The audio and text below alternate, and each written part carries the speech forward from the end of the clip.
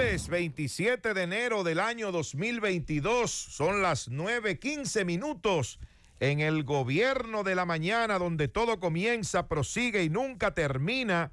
Y en este momento le corresponde el turno para hacer su comentario a nuestro compañero José Luis Mendoza y Cervantes. Muchísimas gracias, Nayib. Nuestro abrazo, saludo cordial a don Álvaro Arbelo, hijo. Como siempre, pidiendo por su salud, su recuperación, su merecido descanso el día de hoy y tenerle de regreso lo más pronto posible con su comentario puntual a las 7 de la mañana. Este equipo de profesionales que tenemos y que con sus distintas opiniones y formas de ver fortalece como siempre la contribución de los medios a la democracia, cuestionar, proponer, comparar, tratar de entender cuál es el mejor de los caminos hacia el bienestar de la población dominicana y sobre todo de los derechos colectivos. Un par de temas, hoy tengo básicamente pues un seguimiento a una serie de temas nacionales e internacionales. Miren, quiero empezar diciendo que hoy en las redes sociales y más especialmente en la red social Twitter hay un hashtag que a nivel mundial, un hashtag es una etiqueta para los que no estén relacionados al mundo de las redes sociales y especialmente a Twitter. Con el símbolo de número se coloca un mensaje casi siempre de manera continua, sin espacios y sin números y sin símbolos ortográficos complicados, y ese mensaje, esa palabra clave se repite y se sustenta entonces una etiqueta que muchas veces consigue ser tendencia o trending topic, como se le llama en el anglicismo que se utiliza, en esa jerga que ahora pues se ha fortalecido con el fenómeno masivo de las redes sociales. Uno de esos hashtags el día de hoy es We Remember, nosotros recordamos. Y quiero hoy en esta introducción compartir, hacerme parte de él, porque recordamos el Holocausto, recordamos las 6 millones de muertes que fueron provocadas por el diseño de una política criminal, de un genocidio planificado, de un genocidio contra el pueblo hebreo, contra el pueblo judío, que fue el cúlmine, que fue, digamos, la etapa más alta de toda una cultura de antisemitismo, de odio al judío, que durante siglos, milenios, había sido alimentada por distintos mitos, por distintas leyendas, por estereotipos que fueron fortalecidos, alimentados desde muchas instituciones, desde creencias, miedos, y que fueron llevando a este pueblo en su diáspora desde su salida en la segunda destrucción de la ciudad de Jerusalén, y cuando los romanos decidieron colocar una cabeza de cerdo en la entrada de esa ciudad que permitía la entrada de cualquiera de los otros grupos a la Siria capitalina, que era el nombre de la provincia, después de la destrucción, la primera destrucción de Jerusalén en el año 70, bajo el general Tito,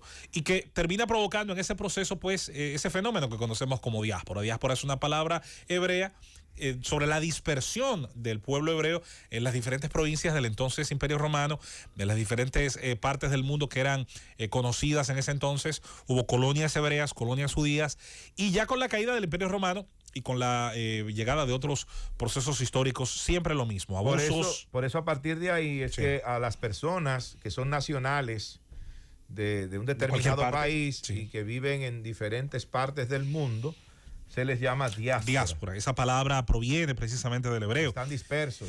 Y en el caso que nos compete el día de hoy, sin dudas que recordamos los abusos cometidos, porque es importante. Miren, ayer casualmente llamó una persona en la parte final del programa y preguntó por una palabra de esas domingueras, como decimos, complicadas, por la epistemología. Y don Álvaro, en su enorme capacidad de conocimiento y criterio, agregó a la explicación que dábamos sobre los fundamentos del conocimiento humano, las metodologías del conocimiento, el alcance de los conocimientos, que es lo que comprende la epistemología.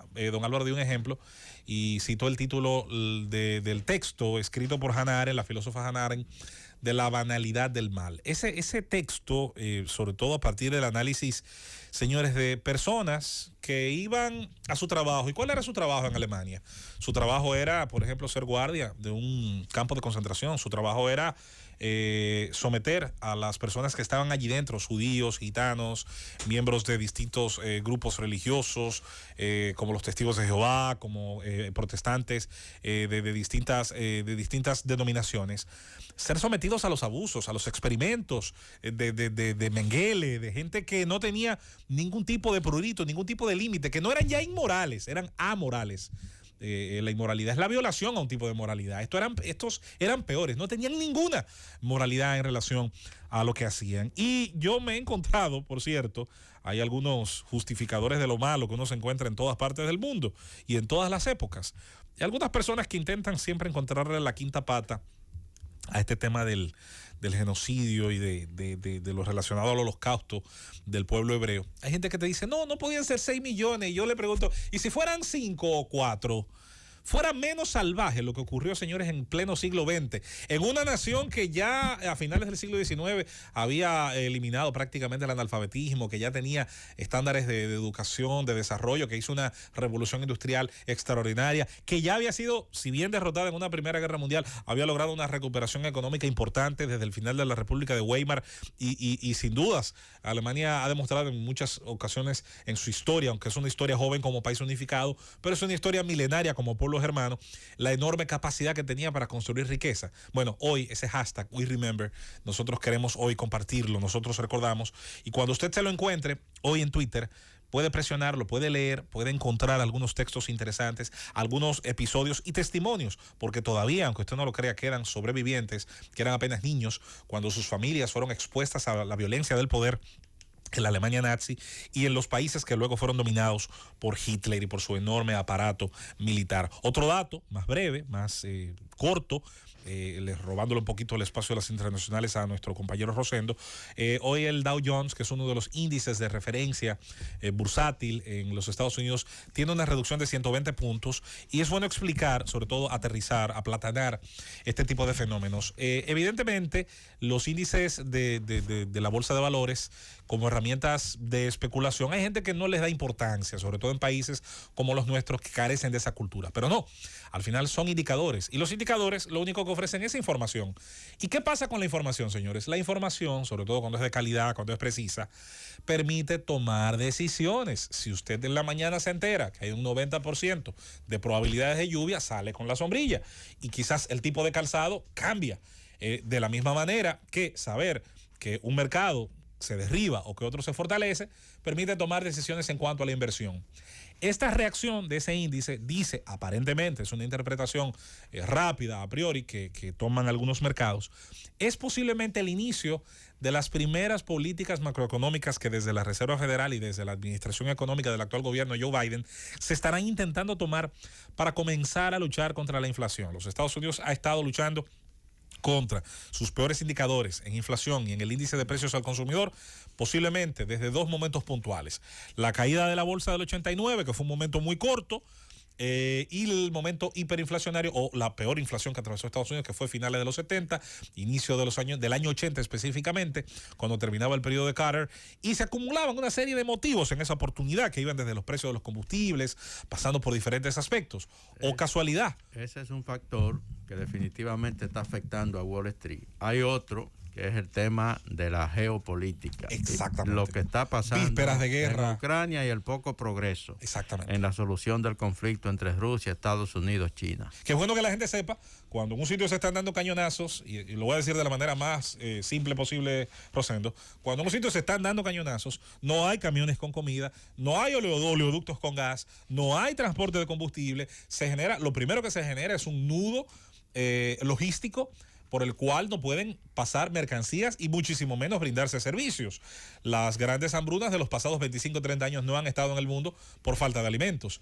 Han sido nudos de logística que se han generado en lugares donde la guerra, Somalia, Sudán del Sur, hoy en Yemen, por ejemplo, impiden ciertamente que fluya de manera normal el trasiego de mercancías. Así que hay que darle seguimiento a ese indicador y ver qué ocurre. Finalmente, en el tercer tema y último que pienso tocar en esta participación el día de hoy y que quizás sea el tema principal, por eso lo dejé para último.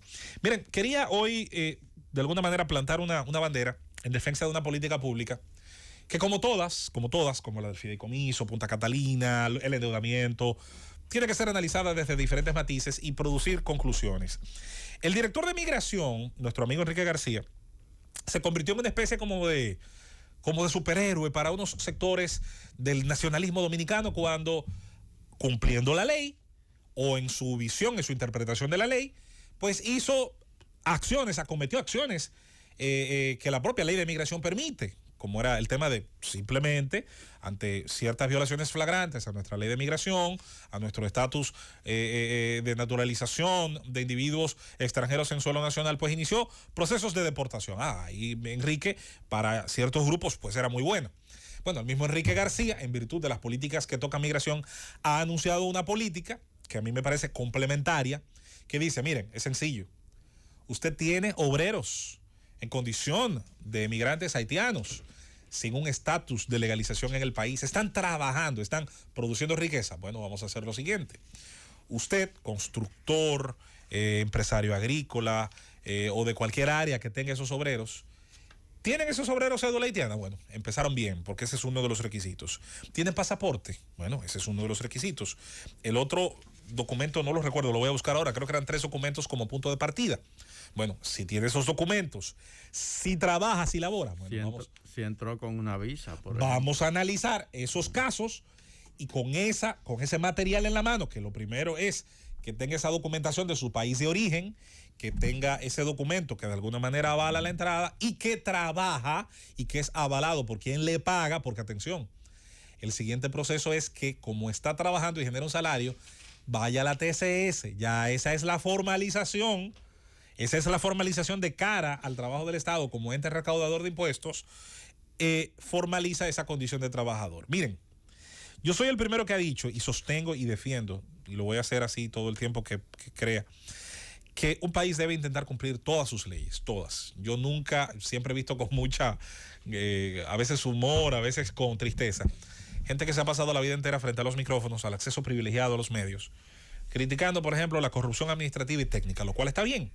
Pero esa misma gente que quiere que metan preso a todos los corruptos hasta por sospecha, luego hay muchos de ellos que no quieren, pero con un terror que ni el diablo a la cruz, entonces que se cumplan las leyes migratorias. Ahí quieren un cumplimiento de un lado, al pie de la letra, pero en otros temas, entonces quieren un Estado laxo, un Estado que supuestamente en virtud de unos principios humanitarios, se olvide que tiene una frontera, que tiene una puerta de entrada y de salida.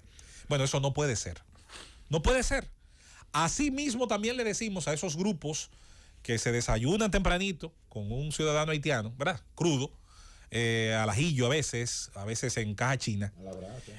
A esos hay que decirle que una política migratoria correcta no es tampoco la expulsión por fuerza y sin ningún tipo de miramientos de todos los ciudadanos haitianos en el país.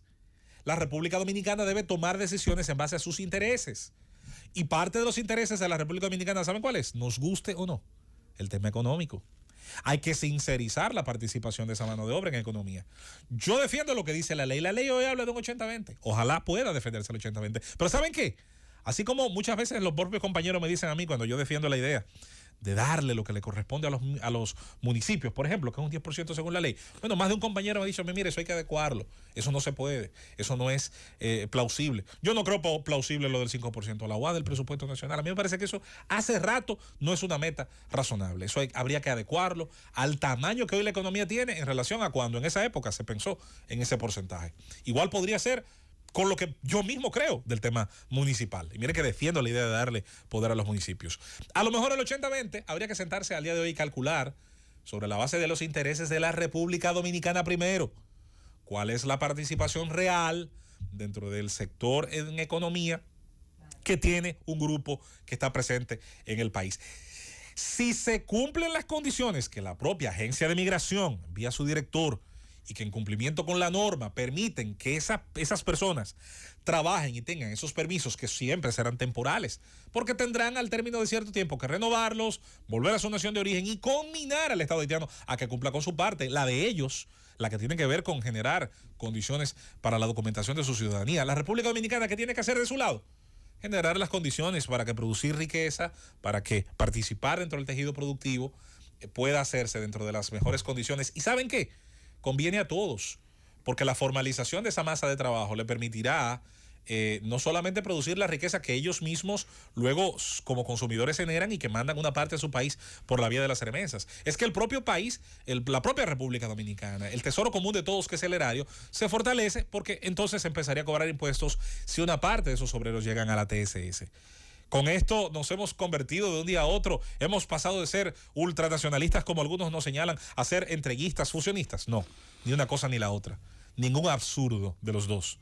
Se trata del cumplimiento de la ley, de velar por los mejores intereses de una nación que crece, y su crecimiento ha sido, entre otras cosas, producto de la suma de la riqueza que genera la construcción de infraestructuras, una agricultura que procura ser más eficiente cada día en su rendimiento, de la participación de extranjeros de origen haitiano, obviamente principalmente por un tema numérico, en distintos sectores, pero anticipando el cumplimiento de la ley. Ahora, la ley para cumplirse tiene que ser posible. Yo he creído toda la vida de que uno de los grandes fracasos de la institucionalidad no se da solamente por malos administradores, no se da solamente por la falta de un buen régimen de consecuencias. Es que una buena figura legal también tiene que ser plausible, tiene que ser realizable, tiene que poder ser llevada a cabo con las herramientas naturales con las que una sociedad cuenta. Usted no puede prohibir como Macabón escupir redondo, porque eso no tiene sentido. Así las cosas, yo creo que el doctor García, a mí me parece, y es un reconocimiento que le hago a Enrique, incluso cuando ha venido aquí, como cuando lo dice a través de otro mecanismo de medios, a mí me parece que es una persona bastante clara. A mí me parece que explica bien la base de las decisiones que se están tomando en la política de migración. Un día serán para la parte dura de la ley, la parte fuerte, la parte coercitiva, como son las deportaciones, como es el impedimento de entrada al país, como es tratar de fortalecer controles. Pero va a haber un día, señores, como decía la vieja frase británica, que en vez del garrote, el stick, va a ser el ramo de flores, porque usted necesita también políticas blandas, y una parte de ellas tiene que reconocer lo que algunos no quieren de ninguna manera entender. Hay una participación dentro del actual modelo económico de la República Dominicana de un obrero que proviene de esa nación. ¿Usted cree que es plausible pensar que de aquí a un mes eso se va a reducir al 0%? Yo lamento decirle que eso no es posible. Yo lamento decirle a muchos que lo que quisieran es una fatua como El primer factor en contra para que eso pueda ocurrir es que la economía dominicana no lo resistiría. Sería un shock inmediato. Además, usted no generaría las condiciones para que de un día a otro esa masa sea sustituida por brazos, por músculos, por fuerza de trabajo, que de inmediato haga ese trabajo. Y obviamente, insisto, yo soy de los que cree que nosotros los dominicanos estamos en capacidad y voluntad de hacer cualquier tipo de trabajo. A mí no me gusta, yo no me llevo tampoco del famoso estereotipo, a los dominicanos no les gusta trabajar tal cosa. No, a los dominicanos no les gusta que le paguen mal. Vamos a estar claros, porque está requete demostrado con la otra migración, que es la de fuera, la emigración, la que generamos hacia afuera, no la inmigración, que es la que estamos analizando ahora, que los dominicanos cuando encuentran pues un contrapeso, un pago que luce y que parece es competitivo y que es bueno de cara a sus expectativas, el dominicano se faja y te demuele una pared, así tenga un título colgado en su casa con una mandarria. Ejemplos hemos visto miles en Estados Unidos y en Europa. Sin embargo, aquí no lo hacen mucho. No. Pero por allá es regular. Es normal. Es regular. Eso es así, Rosendo. Experiencia propia. Así mismo es. Yo creo que entonces, Rosendo, que en su condición de migrante... Yo, por ejemplo, no solo fui camionero, yo distribuí pizzas a domicilio. Atención. Yo fregué platos. Yo construí ventanas en una fábrica. Oiga. Todas esas son cosas que yo aquí no la haría. Pero allá, ¿cuál es la diferencia? Allá de lo que se trata es de cuánto usted lleva a su casa el viernes. How much? ¿Cuánto es el pago por hora entonces? Pero él no lo haría ahora, no solamente por eso. No, por el glamour. Es que, con esa camisa. ¿Tú te imaginas ese hombre fregando? No es por eso. No. Es que ya no puede. Aunque quiera, no puede. ¡Punto! Llévatelo.